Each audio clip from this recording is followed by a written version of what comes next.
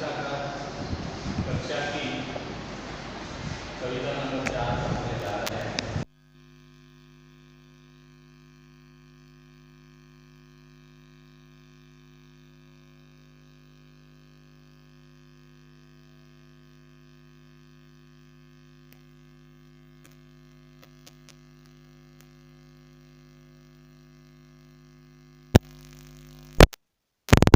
कर्ण जन्मजात महानता पर पुरुषार्थ जन्य महानता की विजय चाहता है।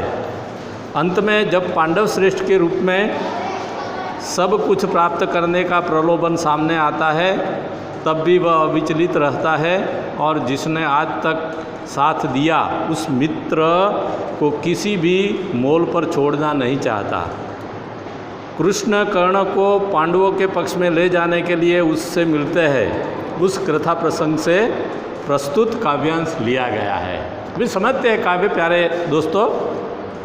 कर्ण के बारे में आज कई बातें जानते हो। वो बड़ा दानी था, उसके पास जो कुछ मांगता था वो दे देता था। क्या आगे कहता देखते हैं। वैभव विलास की चाह नहीं, अपनी कोई परवाह नहीं, बस यही चाहता हूँ केवल दान की देव सरिता निर्मल।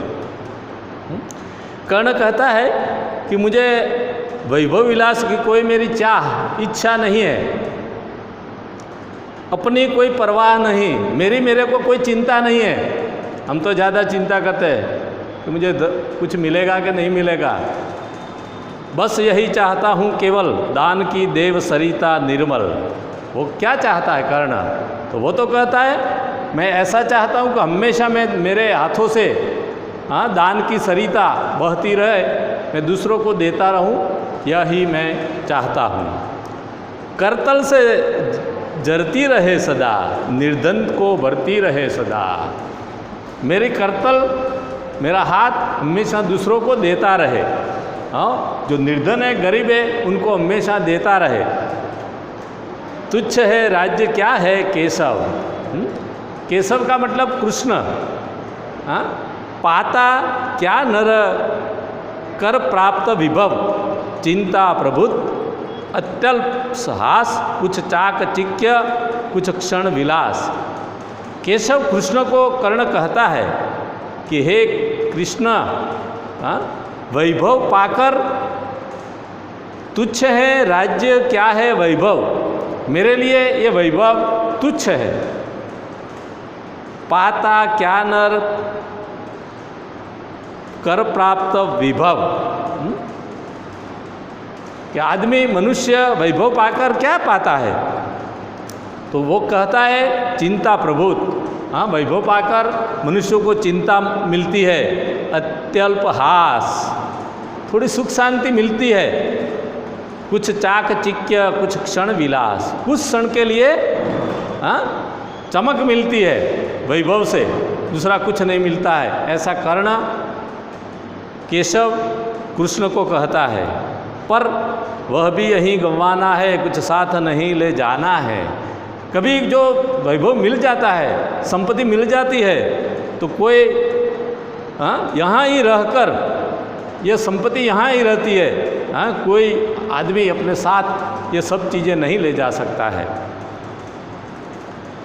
मुझसे मनुष्य जो होते हैं, कंचन का भार न ढोते हैं, पाते हैं धन बिखराने को, लाते हैं रतन लुटाने को।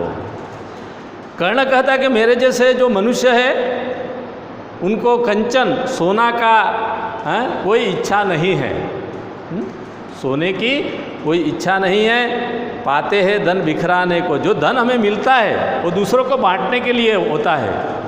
हमें जो धन मिलता है वो दूसरों को बांटने के लिए होते हैं। लाते हैं रतन लुटाने को। हमें जो धन मिलता है वो हमें दूसरों को बांट देना चाहिए, दे देना चाहिए, ऐसी बात कर्ण कहता है। जग से न कभी कुछ लेते हैं, दान ही हृदय का देते हैं। कर्ण कहता है कि मैं जगत से कुछ लेने वाला नहीं हूँ, मैं तो हृदय का भी दान देने वाला हूँ। प्रासादों के कनकाब शिखर होते कबूतरों के ही घर, महलों में गरुड़ न होता है, कंचन पर कभी न सोता है। प्रासाद का में अर्थ राजमहल होता है। देवों और राजाओं के घर होते उनको प्रासाद कहते हैं। उनके जो सुवर्ण शिखर है, सोने के बने हुए शिखर है, उन पर किसका घर होते हैं? कबूतर का घर होते हैं। प्रासादों के कनकाब शिखर होते कबूतरों के ही घर, महलों में गरुड़ न होता है, कंचन पर कभी न सोता है। महलों पर कभी गरुड़ नहीं रहता है, हाँ? वो कभी सोने पर, हाँ, सोने के शिखर पर गरुड़ कभी नहीं रहता है। बस वह कहीं पहाड़ों में सैलों की फटी दरारों में, हाँ, गरुड़ की बात करता है। पक्षीराज है गरुड़, तो वो कहाँ रहता है? पहाड़ों की फटी दरारों में, तिराड़ों में, हाँ, वहाँ गरुड़ रहता है, ऐसी बात करता है। होकर समृद्धि सुख के अधीन मानव होता नित तपक्षीण। ज़्यादा समृद्धि पाने से मानव का जो उनमें जो प्रभाव होता है तो वो कम हो जाता है, ऐसा कर्ण कहता है। होकर समृद्धि सुख के अधीन मानव होता नित तपक्षीण, सत्ता किरीट मणिमय आसन करते मनुष्य को तेज हरण। मनुष्य को जब सत्ता मिलती है, मुकुट मिलता है, हाँ, मणिमय कीमती आसन मिलता है, तब मनुष्य का तेज हरण हो जाता है। उनका में जो तेज होता है वो कम हो जाता है, ऐसी बात कर्ण करता है। नर वही विभव हेतु ललचाता है, पर वही मनुष्य को खाता है। आदमी वैभव के हेतु वैभव प्राप्त करने के लिए ललचाता है, लेकिन वही जो है वैभव वही मनुष्य को खा जाता है, वही उनकी अवनति करता है, ऐसी बात कर्ण कहता है।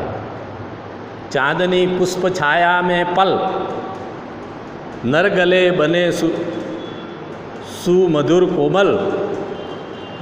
चांदनी पुष्प छाया में पल, नर गले बने सुमधुर कोमल। चांदनी, हाँ, और पुष्प छाया में ऐश आराम की बात करता है कि जो लोग ऐश आराम में रहते हैं, हाँ, तो वो सुमधुर और कोमल बनते हैं, हाँ, उससे दूसरा ज़्यादा कुछ नहीं होता है। पर अमृत क्लेश के पिए बिना, आतप अंधड़ में जिए बिना, वह पुरुष नहीं कहला सकता, विघ्नों को नहीं हिला सकता। वो क्या करता है? क्लेश, दुख, हाँ, दुख सहन किए बिना, आतप, धूप, अंधड़ में, आंधी में जो जीता नहीं है, वो उनका सामना नहीं करता है, वह पुरुष नहीं कहला सकता। जो आदमी अपने जीवन में जो मुश्किलें आती है उनको सहन करता है, दुख आता है उनको सहन करता है, वही सच्चा पुरुष कहलाता है, ऐसी बात करता है। विघ्नों को नहीं हिला सकता, हाँ? जो आदमी मनुष्य अपने जीवन में जो विघ्नों आता है उनको वो हिला नहीं सकता है, वो पुरुष नहीं कहला सकता है, ऐसी बात कर्ण कहता है। उड़ते जो झंझावातों में, झंझावात वर्षा सहित तीव्र आंधी आती है, ज़्यादा बरसात भी आता है, आंधी आती है, उनको झंझावात बोलते हैं। उड़ते जो झंझावातों में, जो बरसात सहित तीव्र आंधी में जो उड़ते हैं, पीते जो वारी प्रपातों में, हाँ, जो झरनों का पानी पीता है, सारा आकाश शयन जिनका, हाँ, जिसका घर आकाश है, विषधर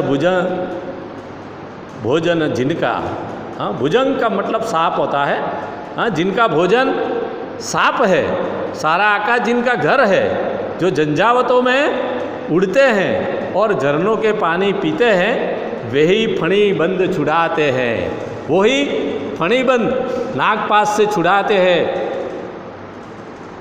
धरती का हृदय जुड़ाते हैं और धरती से अपना हृदय जुड़ते हैं। मैं गरुड़ कृष्ण, मैं पक्षीराज, सिर पर न चाहिए मुझे ताज। हाँ, कर्ण कृष्ण को कहता है कि मैं गरुड़ हूँ कृष्ण, मैं पक्षियों का राजा गरुड़ हूँ, मुझे सिर पर कोई ताज मुकुट नहीं चाहिए, दुर्योधन पर है विपद घोर, सकता न किसी उसे छोड़, रणखेत पाटना है मुझको, अही पास काटना है मुझको। तो कर्ण अंत में कहता है कि मैं पक्षीराज गरुड़ हूँ, मुझे सिर पर कोई ताज नहीं चाहिए, अभी मेरा मित्र दुर्योधन है, बहुत मुश्किल में है, इसलिए मुझे युद्ध का मैदान में उतरना है और उनका जो नागपाश है, उनकी मुश्किल है, वो हमें दूर करने की है। यहाँ 7 स्वाध्याय 5 तक लिखने का, सब विद्यार्थी 5 स्वाध्याय अपनी नोटबुक में लिखेंगे। अस्तु।